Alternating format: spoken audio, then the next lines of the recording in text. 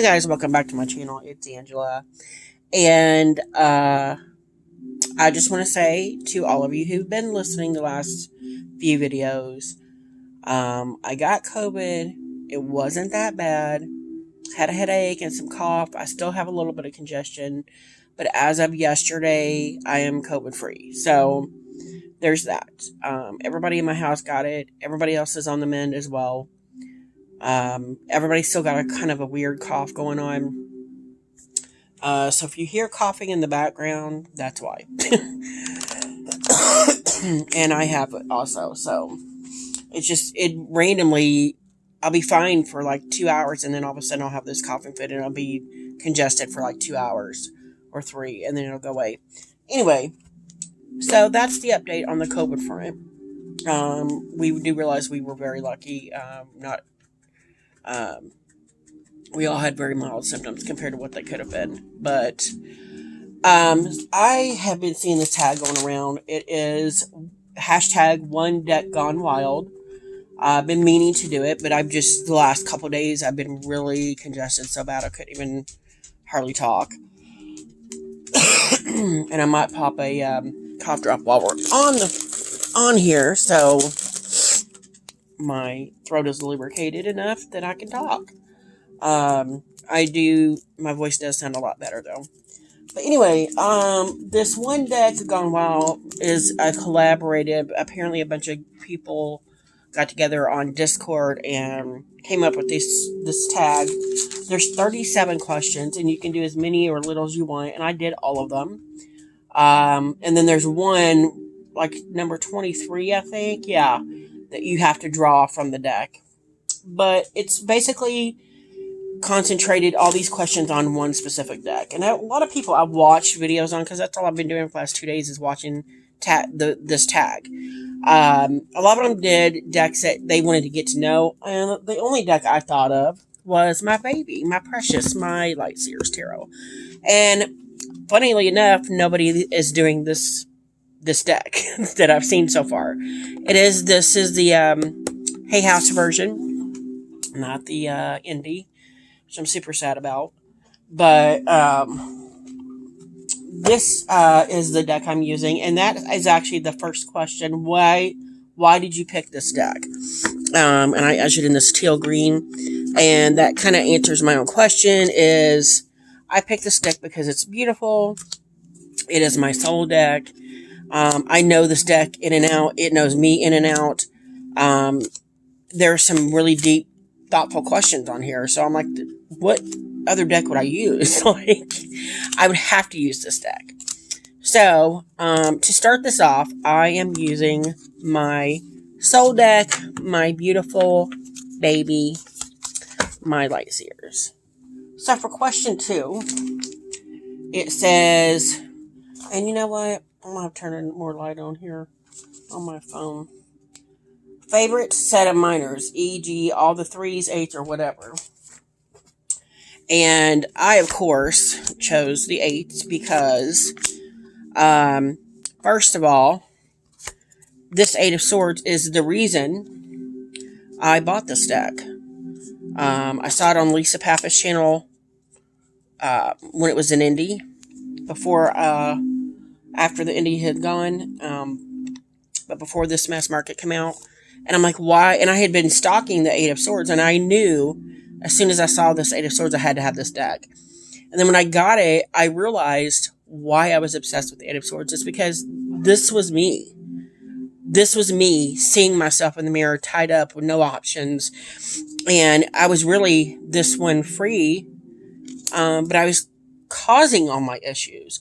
And then this card here, the 8 of Cups, literally stalked me for the first year I started tarot, started my spiritual journey. It said, let go, let go, let go. Every time I see this card, every time I'm holding on to something, this card pops up for me. Every time I start to doubt myself, this card pops up for me. The 8 of Pentacles is my deacon card, and I'm always wondering why I'm drawn to the 8 of Pentacles. Is because that's the hardworking, mastering that skill card, and that depicts that beautifully in this card. And then we got, of course, the phases of the moon, and I've talked about the phases of the moon many times, where With the new moon, I have a lot of anxiety and a lot of weird dreams. And with the full moon, I'm very relaxed. And then, of course, we have the Eight of Wands, which is this taking action. And it's, to me, the most action you can take in this deck, is the Eight of Wands. It's the combination of all the other energies of the wands put together, coming together for this one burst of energy. So the eights are that is why the eights are my answer. So number 3, what card reminds you to relax when it comes up? And of course, the Four of Swords is going to be that card, but another card that always comes up for me, it's funny because toward the end of the year, probably around end of October, beginning of November, this card starts falling out no matter what deck it is. I am always getting the Four of Swords and Temperance. And Temperance to me is about balance. And if the Temperance card falls out, I know I'm out of balance. Any deck I have, it's the same. It's the Four of Swords is telling me, hey, you need to rest, you need to take a breath. Temperance is saying, hey, you need to find your balance again. So that's my answer for both of that question. That was number 4. What favorite representation of the color blue? And I have the Queen and King of Swords. And I resonate with both of these cards. I have this more tomboyish energy of the masculine, and then I also have, of course, I am the Queen of Swords. But this blue, it just reminds me how isolated they are, but at the same time, they choose to be in that isolation so they can reflect, they can, they need the King and Queen of Swords needs that downtime, kind of like a hermit. And I can almost hear the wind rustling through the mountains and stuff. You see the mountains in the background. It's just stunning. So yeah, that's blue and beautiful. Next, your favorite representation of a card. Choose your own adventure. My favorite one in here, my favorite representation of the Strength card, period, is this card. The duality of the fact that she is the lion. We often forget we have this lion inside of us. And I love that the Strength card reminds you, you're not only a girl, but you're also the lion. Roar.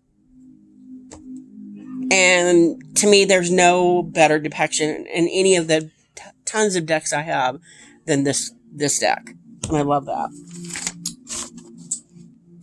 And the fact that it was my year card last year. Just makes it all the more, yeah. So number 6, what card makes you feel nostalgic? And that would be the 3 of Cups. Out partying, having fun, going to bars with my buddies. I don't do none of that no more because I'm just too old. And we're going through them pretty quick because there's 37. So that was 6. 7, what card shifts your perspective? And this is an answer for a couple of them, but it is the 5 of Wands. This is my eternal stalker card. Every time I pull this card, it's telling me something different. Every time. And to me, it shifts every time. There's a shift in my perception of what this card means. So it's kind of like my perception is growing. It's maturing of what this card represents for me. And I just find that interesting. And I think that's why it's my forever stalker card, because it's always shifting and changing, this particular card, which is awesome.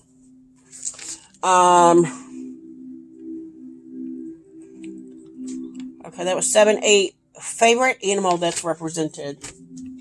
And of course we have the Strength card, with the lion and the lamb. But I also chose the Chariot card because, come on, who wouldn't want these beautiful, almost wild horses charging into their destination? That's awesome. I love it. Okay, so that was 8. Number 9, which court card reminds you the most of heartbreak? And I'm getting them mixed up, I think. Nope. That is the Knight of Pentacles. The Knight of Pentacles, to me, is the only knight in the deck that doesn't move. He's very vigilant. And when I was doing this yesterday, going over the questions and going, what card should I pick for that? I immediately thought of the Knight of Pentacles, especially in this deck, because it's almost like he's choosing to be a farmer and work the land over a lost love, maybe. Maybe he's walked away from this once in a lifetime love because he has responsibilities to the land and to the earth. And I found that very fascinating. Very fascinating. So that was number 9. Number 10, which card constantly follows you or appears from this deck? And that is the Five of Wands. Oops, of this. Which I just had, and I don't have no more. Where is it? Five of Wands. It's always, it's my forever stalker card.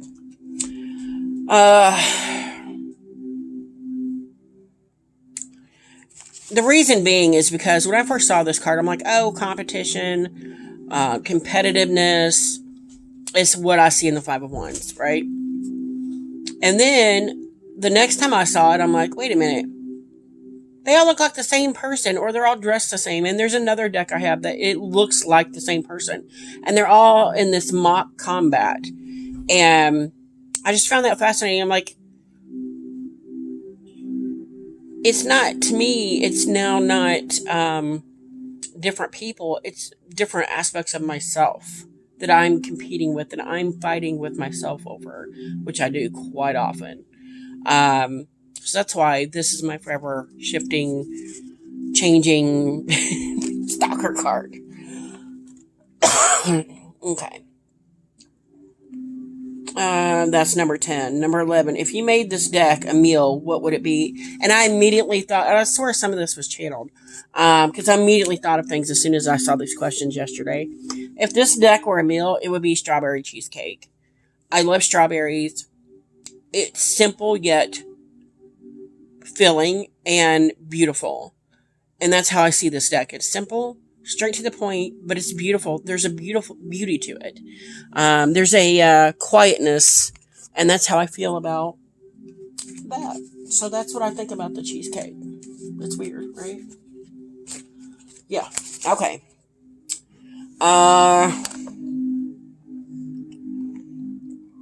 So that would be the meal. Number 12, what is this deck's favorite book? And again, I feel like it was channeled because I immediately thought of the movie Inkheart with Brendan Fraser. I've seen enough of the movie to know the gist of what it's about. And it's, of course, about the book and the adventure and all that. And it immediately, I was like, yes, of course. Inkheart is the book this deck would read. I've never read the book, and I've seen bits and pieces of the movie, but I know enough to know that this deck and that book would go hand in hand together. 13, if you were to travel anywhere, where would you take this deck? I would take it to Italy. Sitting, in Venice on a boat, or in Tuscany in some winery, eating cheeses and wine, and then I would throw this deck down on a barrel of wine and just do a reading. It would be awesome. And I'm going to just set some down here so you're not staring at just emptiness.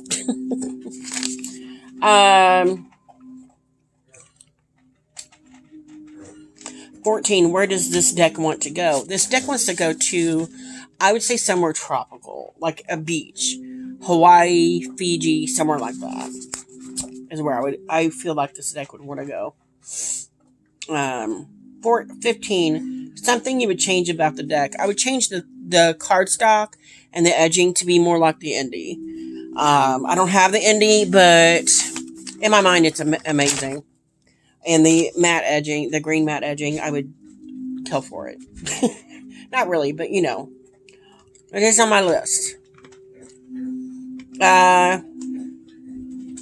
16. Which card would you hang in a room of your house?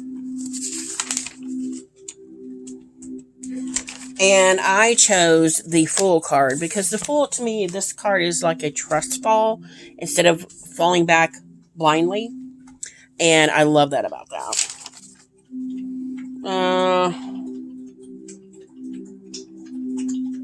Something that sets the deck apart. It's the fact that it would be that you can walk away from it and months later pick it up and it's like it remembers the conversation you were having, if that makes sense. It remembers. It does. It's crazy.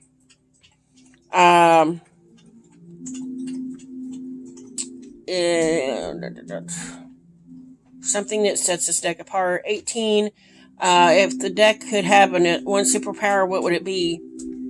I've said it already with that. It's the ability to remember conversation. 19. What would you gift a copy of this? Who would you gift a copy of this deck to if you could? Everybody. Everybody needs this deck. 20. What card would be your pet?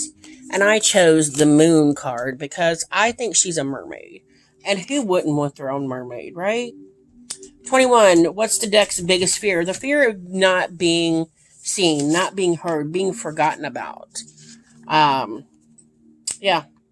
22. If the deck had its own collection, what would it be? It would be, again, I feel like this was channeled. It would be Seashells and Books.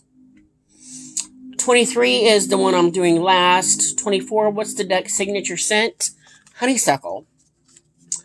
25. Who is the deck in love with? Anybody that respects themselves.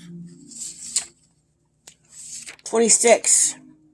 How old does this deck believe it is? It knows it's new, but it's had many lifetimes. If that makes sense. Who's the deck's father? And I immediately thought of the King of Pentacles for some reason. It just makes sense to me. 28. What is the gender of the deck? Or does the deck identify as a gender? It does not. It's both. Unisex. 29. Most or least favorite card and why? My favorite card in here is the Page of Swords because of the inspiration in the book. The least favorite is the Five of Swords because I've had that headache. And I don't like to remember that. 29 or 30. Does any card remind you of someone? And this is my answer for 30 and 31 is which card in the deck do you feel most represents you right now? It's always going to be the Hermit. Always the Hermit. And it's also the card. It reminds me of me. Isolated and alone. But for good reason. 32. What card in this deck do you feel gives a unique spin on your regular opinion of the card? The Death card. It's all about rebirth and renewal and newness taking hold. 32. What card in the deck? I just did that. 33. Which card in the deck makes you laugh? This Knight of Cups, because I feel everybody can be their own knight. You can rescue yourself. You don't need some man to do it for you. 34. Is the deck that makes you feel calm, seen, emotional? I don't think I answered that one. What's this deck's favorite tarot deck? The Bone, Stone, and Earthflesh Tarot. They have very similar energies. What is the outlier card in this deck? And it is the Page of Cups. Because he's always got his head in the clouds. And what is this deck's favorite spread? His favorite spread would be the one I do a lot. It is the Energy, Obstacle, and Advice. So if we were to do Energy, Obstacle, Advice, that would be cool. And before I run out of time, the last one is draw 3 random cards, bed, wed, or behead. Would I bed, wed, or behead them? Bed, wed, or behead? Bed, wed, or behead? Sun. Ooh, 7 of Pentacles and the Star. I think I would wed the Sun because we all need that sunshine in our life. That's hard because the other two, it would be either behead or wed. or I would wed the sun because I always need that sunshine. I would behead the star. I don't know why. And bed the Seven of Pentacles because I'm all about Earth, and I don't know. That's a tough one. Tell me what you guys would put in that. But that is my 37 questions. I don't know why I didn't grab. I don't know if I just missed that one. So I did 36 out of 37. If you guys have any questions, comments, concerns, don't hesitate to comment below. If you like this video, give me a thumbs up. If you want to see more, please subscribe. And don't forget to hit that notification button so you're alerted to any future videos. And if you have any questions on these, let me know. Talk to you later. Bye.